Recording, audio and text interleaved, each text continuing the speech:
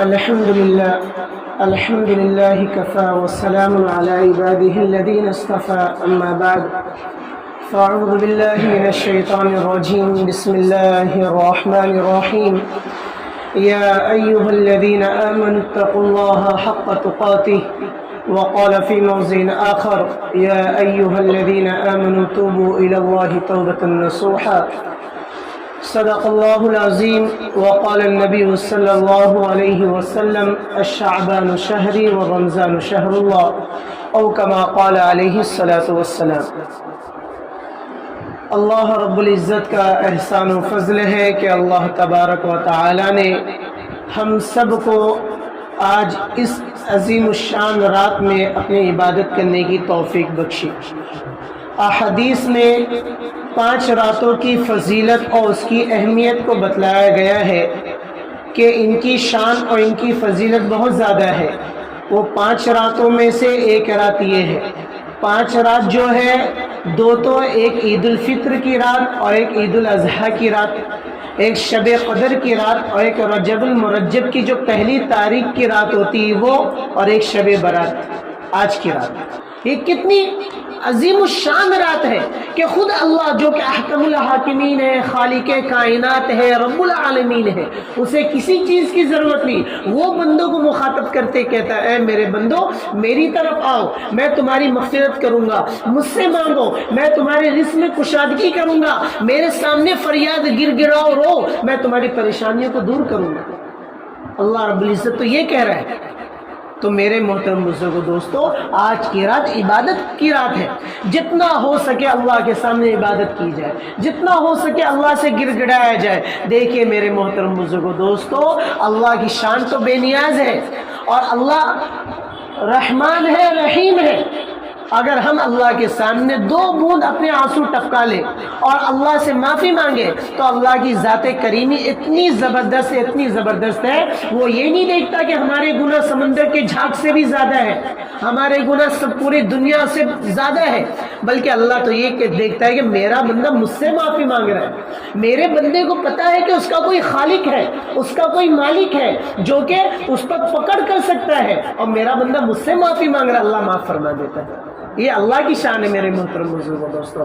اللہ یہ چاہتا ہے، کسی نے کہا ہے نا، آسی کو ہے تلاش کے رحمت کہیں ملے، رحمت کو ہے تلاش کوئی چشم نہ ملے۔ اللہ کی رحمت تو ڈھونڈتی رہتی ہے کہ میرا کوئی بندہ میری طرف آئے، مجھ سے مانگے۔ اللہ کی ذات تو 70 ماؤں سے زیادہ محبت کرتی ہے میرے محترم بزرگ۔ ایک ماں اگر بچے سے ناراض ہو جائے، بچہ کچھ لائی لپٹائی کر لے، کچھ گڑ گڑائے، تو ماں راضی ہو جاتی ہے، ہاں بھائی میرا بچہ ہے، میری کوکھ سے میں نے اس کو پیدا کیا ہے۔ تو اللہ تو 70 ماؤں سے زیادہ پیار کرتا ہے، وہ کیوں نہیں؟ تو اس کے لیے میرے محترم بزرگوں، آج کی رات عبادت کی رات ہے۔ جتنا ہو سکے اللہ کے سامنے گر گڑائے۔ اور عبادت کیا کرنی ہے؟ دیکھیے شیطان یہاں ایک دھوکے میں ڈالتا ہے۔ کیا دھوکے میں ڈالتا ہے؟ بھائی آج کی رات نفلی عبادتیں کرو، صلاۃ التسبیح پڑھو، صلاۃ التوبہ پڑھو، صلاۃ الحاجہ پڑھو، تمام عبادتیں کرو۔ حالانکہ یہ جو نفلی عبادت ہے اس کے متعلق اللہ سوال نہیں کرے گا قیامت کے دن کہ بھائی تم نے صلاۃ التسبیح پڑھی نہیں پڑھی، صلاۃ التوبہ پڑھی نہیں پڑھی، بلکہ ہم میں سے بہت ساروں کی نمازیں قضا ہے، فرض نمازیں بہت ساروں کی قضا ہے، الا ماشاء اللہ کوئی اللہ کا نیک بندہ ہو جس کی قضا نہ ہو، ورنہ عموماً 1-2 نماز تو قضا ہوتی ہے۔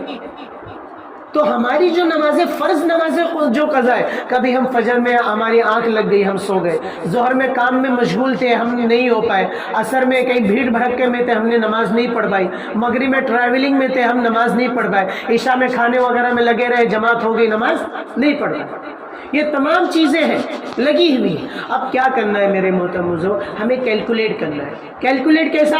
کہ مان لو کہ ہماری 1 مہینے کی نماز، یعنی ہماری عمر 25 سال ہے اور 10 سال یعنی 15 سال سے نماز فرض ہوئی، 25 سال عمر ہے، اور ہم نے کیلکولیٹ کیا کہ بھائی 1 مہینے کی پوری ملا جلا کے 1 مہینے کی نماز نہیں ہے، 1 مہینے کی نماز نہیں، اس میں سے 30 فجر کی نماز نہیں ہے، 40 ظہر کی نماز نہیں ہے، ہاں 30 عصر کی نماز نہیں ہے، 20 مغرب کی نماز نہیں ہے، 30 عشاء کی نماز نہیں ہے۔ ہم نے کیلکولیٹ کر لیا۔ اب کیلکولیٹ کر لیا کہ بھائی ایسا ایسا ہے۔ اب آج کی راتوں میں جو اللہ نے توفیق دی جاگنے کی، اس جاگنے کی برکت سے کیا کرے؟ ان نمازوں کا کوٹا پورا کرے۔ ان نمازوں کا کوٹا پورا. کیوں؟ کل قیامت کے دن نماز کے متعلق سوال ہوگا. روز محشر کے جان گداز بود اول پرشش نماز بود. کہ روز محشر اتنا زبردست ہوگا کہ سورج یہاں ہوگا، انسان جھلستا ہوگا، اور سب سے پہلے نماز کے متعلق سوال کیا جائے گا. جس کی نماز سے اس کے آگے کے اعمال اور درست ہوتے جائیں گے اللہ نے چاہا تو. اور نمازی گڑبڑ نکل گئی تو آگے اور مشکلات کا سامنا کرنا پڑے گا. تو فرض نہیں، یہ شیطان کا ایک دھوکہ ہے کہ بھائی بڑی رات ہے، شب برات ہے تو نفلی عبادت ہے. نہیں میرے محترم، جو ہماری فرض چھوٹی ہوئی ہے اس پر پہلے توجہ دینی چاہیے.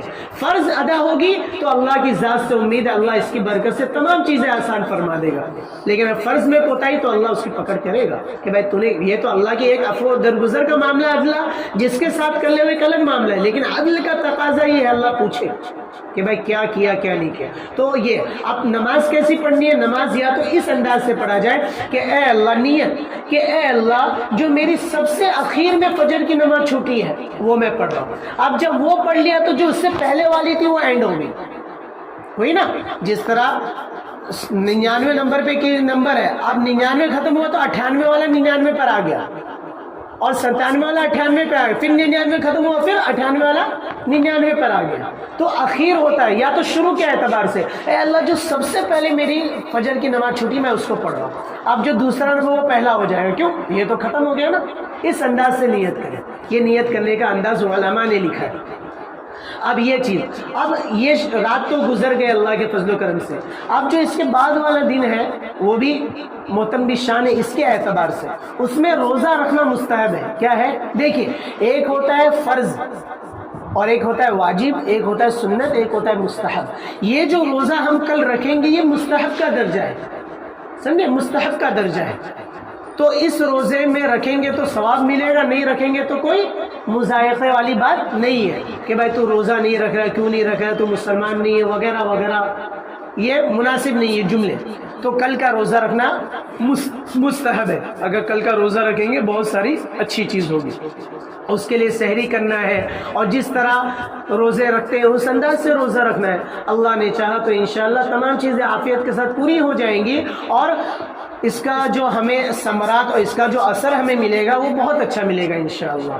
تو یہ مختصر سی چیز ہے، تمام اس پہ عمل کرو. اور ایک چیز میں آپ کو بتا دوں، آج کے رات ہم سب کا معمول ہے بھائی قبرستان میں جانے.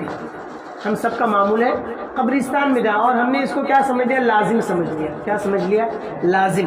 دیکھیے، آپ صلی اللہ علیہ وسلم سے پوری زندگی میں، نبوت کے بعد 23 سالہ جو زندگی ہے آپ کی، پوری زندگی میں صرف ایک مرتبہ آپ صلی اللہ علیہ وسلم کا شب برات میں جنت البقیع میں جانا ثابت ہے. وہ بھی وہی حدیث حضرت عائشہ رضی اللہ عنہ والی.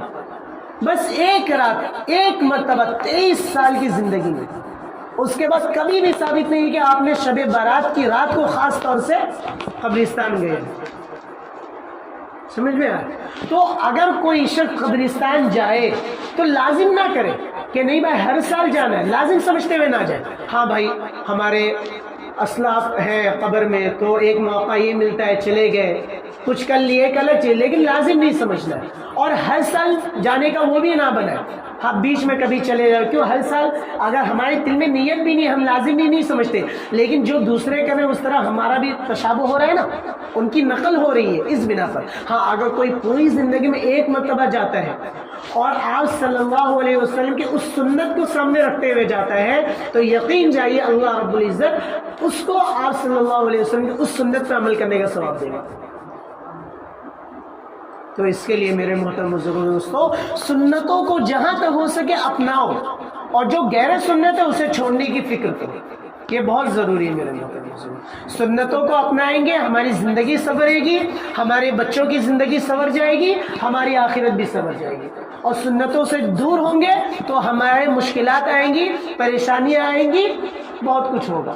اس کے لیے سب تحیہ کریں، ارادہ کریں، انشاءاللہ آپ صلی اللہ علیہ وسلم کی سنت پر کما حق عمل کریں گے، اور جو باتیں بتائی گئی ہیں اس پر بھی انشاءاللہ عمل کرنے کی پوری کوشش کریں گے انشاءاللہ. وما توفیق الا باللہ.